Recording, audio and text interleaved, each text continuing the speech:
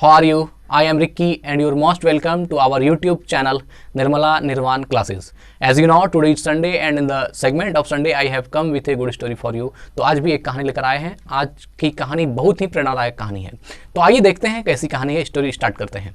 एक 25 से 26 साल का एक लड़का होता है जो एक चपरासी की नौकरी के लिए एक कंपनी के मालिक के पास गया होता है और उसका इंटरव्यू लेने के लिए उसको चूंकि मालिक बुलाया होता है कि अगर तुमको जॉब लेना है तो और यहाँ पर इंटरव्यू दो।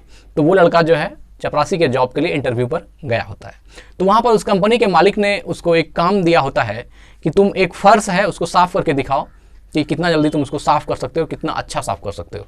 अगर तुम इस इंटरव्यू में पास कर गए तो हम तुमको अपने यहाँ चपरासी की जॉब पर रख लेंगे। लड़का भी बड़ा खुशी से जाता है और वो जो फर्श को साफ़ करता है बहुत चकाचक कर देता है। मतलब बहुत कम समय में इतना मेहनत के साथ उसको इतना जतन के साथ इतना लगन के साथ करता है कि पूरा फर्श जो है चकमक करने लगता है, पूरा एकदम चकाचक हो जाता है। तो मालिक देख करके बहुत, जो कंपनी का मालिक है वो बहुत प्रसन्न होता है कि ये लड़का तो वाकई काम का है। तो वह मालिक जो है उस लड़के से बोलता है कि तुम अगले दिन जो है आना मेरे पास और 2 फोटो ले लेना, एक ईमेल आईडी ले लेना और अपना परिचय पत्र लेकर के आना। तो यह 3 चीज़ बताता है। तो लड़का बोलता है कि मालिक मैं बहुत गरीब परिवार से हूँ, ना तो हमारे पास कोई एंड्रॉयड फ़ोन है और ना ही कोई कंप्यूटर है, जो मैं ईमेल आईडी तो नहीं दे सकता, हमारे पास नहीं है, मेरा कोई ईमेल आईडी नहीं बना है।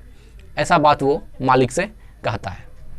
तो मालिक कहता है कि हमारे यहाँ जितना भी कंपनी में वर्कर है सबके पास ईमेल आईडी है और तुम्हारे पास अगर ईमेल आईडी नहीं होगी तो हम तुमको कैसे रखेंगे, क्योंकि वह बहुत आवश्यक है। और इस तरह करके जो है वह उस लड़के को टाल देता है और उसको कहता है इसलिए हम तुमको नहीं रख पाएंगे क्योंकि तुम्हारे पास ईमेल आईडी नहीं है। लड़का बहुत उदास होता है, वह बाहर जाता है और बाहर जाकर बहुत सोच में पड़ जाता है कि आखिर अब क्या करें, जब मेरा जॉब ही नहीं हुआ तो अब करें क्या। बहुत आशा के साथ वो आया था उस मालिक के पास कि हमको ये काम जरूर देंगे। तो फिर क्या होता है, इसी क्रम में लड़का अपने थैली में हाथ देता है तो उसको मालूम होता है कि उसके पास 500 रुपये होते हैं। तो वो 500 रुपये लेके मार्केट में जाता है। तो वहाँ जाने के बाद एक जगह देखता है कि बहुत बड़ा बाजार लगा हुआ है और वो सब्जी का बाजार है, वहाँ सब्जी बिकता है, सब्जी मिलता है। तो वह कुछ देर खड़ा होकर देखता है कि कितना उथल पुथल है मार्केट में। सब लोग जो है सब्जी बेचने का काम कर रहे हैं और कुछ बहुत लोग हैं जो खरीदने का काम कर रहे हैं।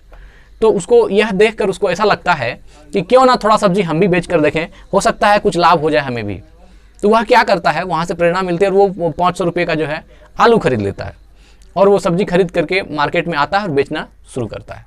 संयोग ऐसी होती है कि 2 घंटे में उसका सारा आलू बिक जाता है और वह बहुत प्रसन्न होता है। वह फिर जाता है दोपहर में और फिर आलू लेता है, जितना पैसा उससे होता है फिर आलू लेता है और फिर आलू बेचने का काम करता है। फिर 2-3 घंटे में आलू उसकी बिक जाती है। उस दिन इतना अच्छा दिन उसका बीतता है कि शाम में फिर एक बार लाता है आलू और फिर बेच देता है।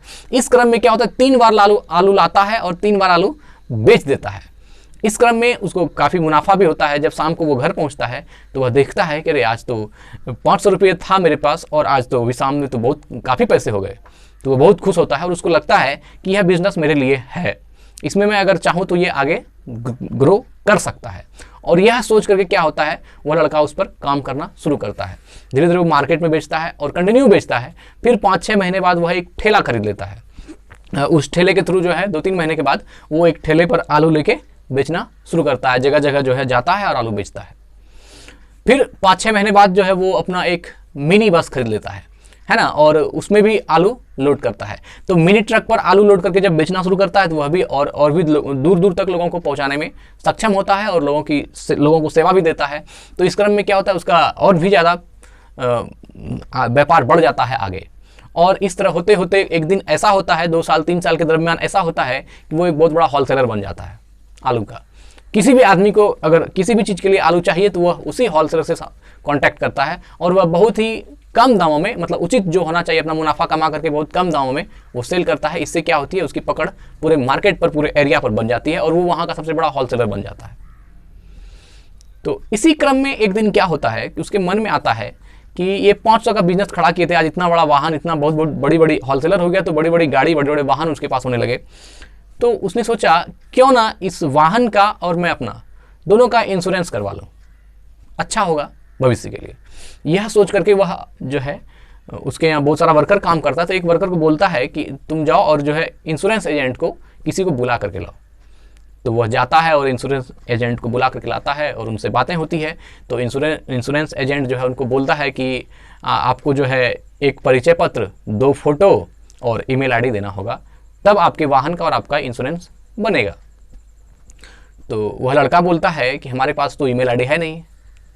तो फिर इंश्योरेंस एजेंट बोलता है कि बिना ईमेल आईडी का कैसे आप बिजनेस कर रहे हैं? आप जिस मुकाम पर आज हैं, अगर आपके पास ईमेल आईडी होती तो आप और भी बड़े मुकाम पर होते। बोला वो कैसे? बोला आपके पास कॉन्ट्रैक्ट आता, आप उस कॉन्ट्रैक्ट के साथ फिर और कॉन्ट्रैक्ट से कॉन्ट्रैक्ट बढ़ता और आप धीरे धीरे जितना बड़े आप हैं अभी, इससे भी ज़्यादा आपका बिजनेस ग्रो करता और बहुत बड़े आप व्यापारी होते। तो वो लड़का हंसा और उसने हंस के बोला कि अगर हमारे पास ईमेल आईडी होता तो मैं आज एक चपरासी होता, इतना बड़ा बिजनेसमैन नहीं होता, इतनी बड़ी एरिया पर मेरी पकड़ नहीं होती अगर हमारे पास ईमेल आईडी होती तो। अब ये बात इंश्योरेंस एजेंट को समझ में आई या नहीं आई ये तो अलग बात है, लेकिन हम लोग तो समझ सकते हैं इस कहानी से कि अगर उसके पास सचमुच ईमेल आईडी होता तो वह आज जितना बड़ा व्यापारी है उतना बड़ा व्यापारी नहीं होता, वह एक चपरासी ही होता। तो जिंदगी में कब दिशा बदल जाए इसका कोई भी ये नहीं है। फिर बाद में क्या होता है तो वो इंश्योरेंस एजेंट को बड़ा आश्चर्य लगता है। इंश्योरेंस एजेंट चले जाते हैं और वो कहते हैं कि आपका इंश्योरेंस नहीं बनेगा। फिर लेकिन इस छोटी सी कहानी से जो हमें सीख मिलती है वह यह है कि हमें अवसर का तलाश करते रहना चाहिए, हमें कभी भी हार कर नहीं बैठना चाहिए। और कहा भी गया है कि जो अवसरों को जीता है, अवसरों को जो पकड़ने में कामयाब होता है वही एक दिन सचमुच में कामयाब होता है। और कहा भी गया है if a window of opportunity, है ना, if a window of opportunity appears don't pull down the shade. जब अवसर आता है तो उसको, अवसर की खिड़की को कभी बंद मत कीजिए, जब आता है तो उसको स्वीकार कीजिए और उस अवसर पर काम कीजिए।